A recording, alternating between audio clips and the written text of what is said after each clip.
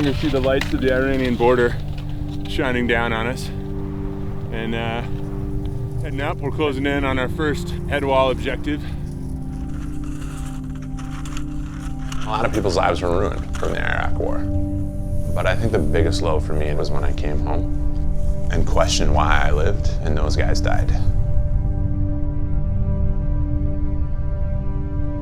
We all have to ultimately take care of our own healing process. And so that's where I wanted to go back. And I wanted to make sure that I rewrote a different ending for myself in Iraq.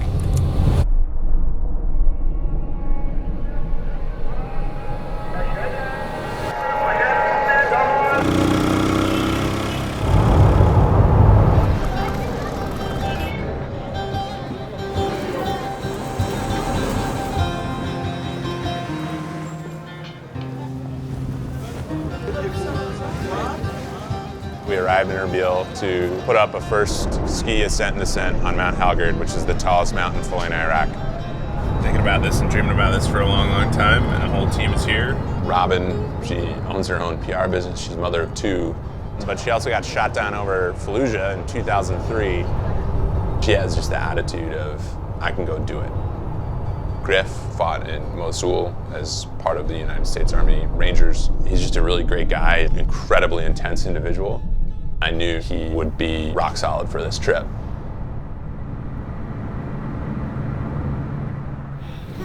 Most welcome. Are you going to eat with us? Yeah. Good.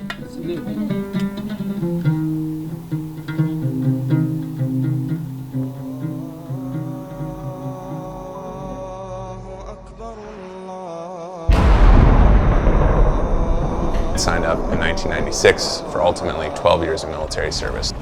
When I left 10 years ago, I felt like there was a lot of unfinished business. I wanted to stay and keep working with the community and the soldiers that I had been working with. I had to leave behind a lot of friends in Iraq, and there was a tremendous amount of guilt in leaving. And that guilt turned into fear, and it turned into frustration when I got home.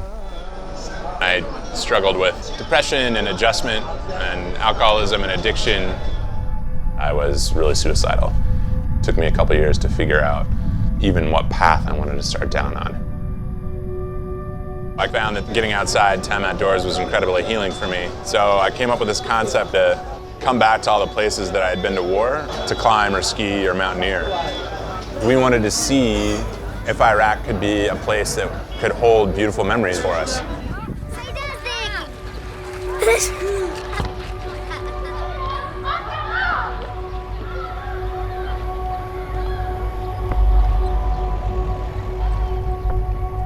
I know that there were people in Iraq who were shooting at me. I know there were people who were shooting at my friends that killed my friends. Kurdistan, America. Kurdistan, America. But I can't live with that amount of hate and anger in my life. Not anymore.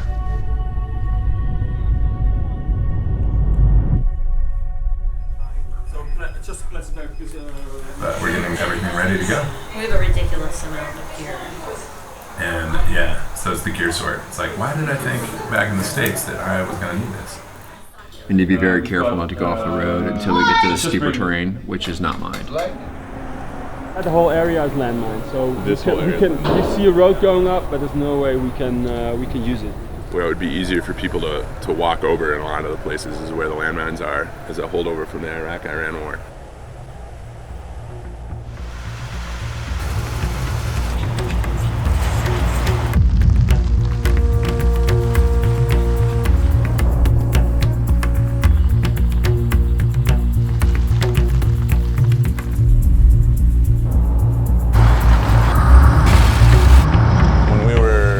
Struggling up the road with 100, 150 pound sleds, I asked myself, why have I put myself through this? The first time I came here, I was happy to suffer alongside my brothers and sisters in war. But beyond that, I wasn't sure what we were suffering towards. Coming back to suffer for a goal that we chose to create, a lot of, I guess, the shadows, the anger, the fear, the frustration fell away.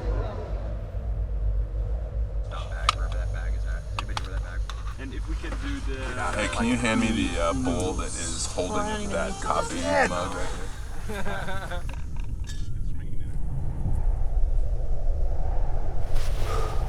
climbed up towards that summit ridge, that modeled my own experience in war. I was worried about my friends. I was worried that there might be a misstep. And it's the first time that Robin or Griff have used crampons or an ice axe. And they're telling me that they haven't felt this nervous or this frightened since the last time that they were in Iraq. I didn't realize how much weight I was still carrying. And getting to the top of that summit ridge, I felt a lot of that weight dissipate.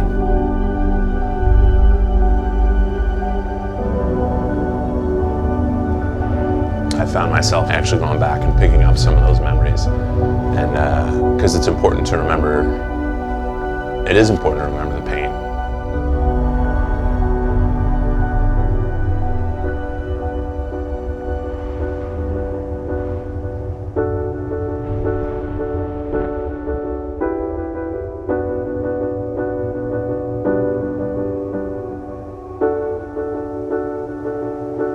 You know, it started out selfishly. I need to go back to these places and rewrite my ending. I need to deal with my trauma. Maybe the same process of adventure could help heal wounds between countries and between communities. How many wars can we avoid entirely because we've also built up these bridges of cultural understanding? Like, these are the stories I'll share about Iraq now.